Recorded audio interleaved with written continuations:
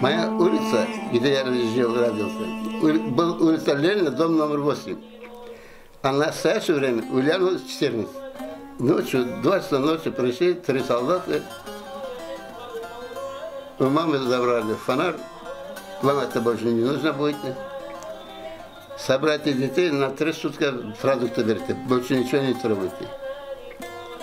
И вот мы вышли на площади, там окруженные солдатами.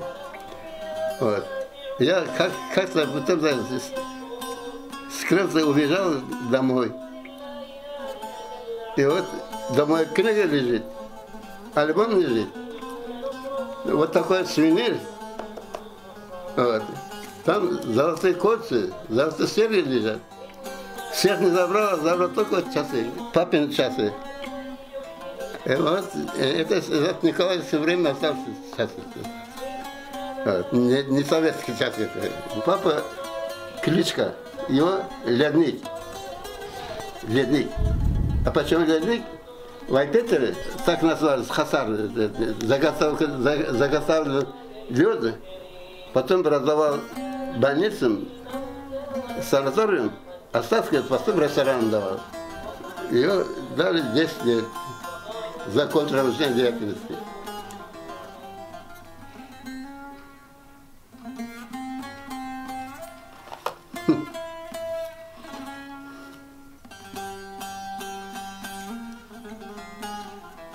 Да, арабская надпись.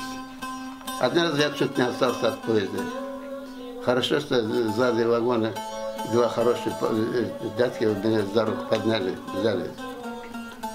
Узбекистан приехали, это кино показывает, это басмачи. Вот такой бородой, вот такой ножом. Он от меня убегает, я от него убегаю.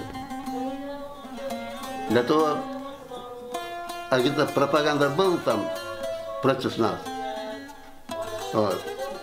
Но, правда, я в колхозе не работал. Меня гоняли на работу, я не пошел. Я ходил, рыс сеял. Это узбекский называется шала, рассада. Рис из рассады. В сентябре мать умерла.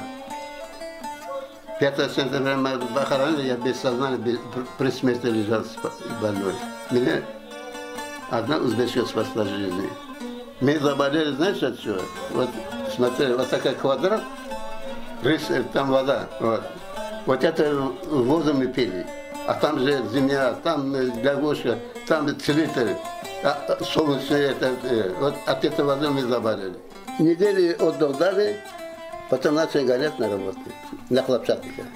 И вот когда узнали, что мы мусульмане, они тоже мусульмане, пластинка перевернулся.